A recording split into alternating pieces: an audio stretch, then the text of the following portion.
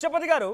మీరు జాగృతి founder member అన్నారు మాజీ కార్పొరేషన్ చైర్మన్ అప్పటి వరకు బాగానే ఉంది సో కవిత ఒక్కసారిగా బీఆర్ఎస్ పార్టీని సస్పెన్షన్ గురవగానే బయటకు వచ్చి జాగృతిగా మేము కూడా ఉన్నాం కాబట్టి మాకు ఇకపైన జాగృతితో సంబంధం లేదు లేకపోతే మేము బీఆర్ఎస్ పార్టీ హరీష్ రావు లేకపోతే కేసీఆర్ వెంటే ఉన్నామని చెప్తున్నారు ఏంటి కవిత బయటికి వెళ్ళింది కాబట్టి ఇప్పుడు మీ పార్టీ లేకపోతే మీ నాయకురాలు కాకుండా పోయిందా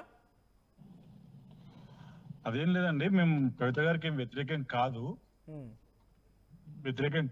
కానీ తాను ఈ ఇటీవల కాలంలో చేసినటువంటి వ్యాఖ్యలను మేము తీవ్రంగా ఖండిస్తా ఉన్నాం ఎందుకంటే మేము అందరం కూడా కవితతో పాటు 18 సంవత్సరాలుగా పనిచేస్తా ఉన్నాం అదే విధంగా బీఆర్ఎస్ పార్టీ కూడా పనిచేస్తా ఉన్నాం తెలంగాణ జాగృతి అని పెట్టుకున్నా కూడా మేము బీఆర్ఎస్ పార్టీకి పనిచేస్తా ఉన్నాం కానీ ఈ రోజు మరి బీఆర్ఎస్ పార్టీ మన ఐక్యతను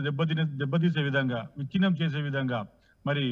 ఏదో ప్రలోభాలకు లొంగినట్టు ఈ రోజు కవిత గారు చేసినటువంటి వ్యాఖ్యల్ని మాత్రం ఖండిస్తా ఉన్నాం ఎందుకంటే హరీష్ రావు గారు చాలా నిబద్ధత నాయకుడు సంతోషన్న చాలా నిబద్ధత నాయకుడు రామన్న చాలా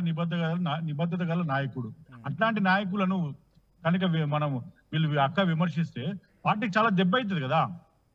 కాబట్టి ఆ వ్యాఖ్యలను ఖండిస్తూ మేము నిన్న పెట్టడం జరిగింది మేము అందరం కూడా తెలంగాణ జాగృతి ఏదైతే మొదటి నుంచి ఉన్నటువంటి నాయకులం అందరం ఉన్నామో అందరం కూడా 80% అందరం బీఆర్ఎస్ పార్టీకే ఉండాలి తెలంగాణ తెచ్చినటువంటి నాయకుడు అయినటువంటి కేసీఆర్ వైపు ఉండాలని చెప్పి ఒక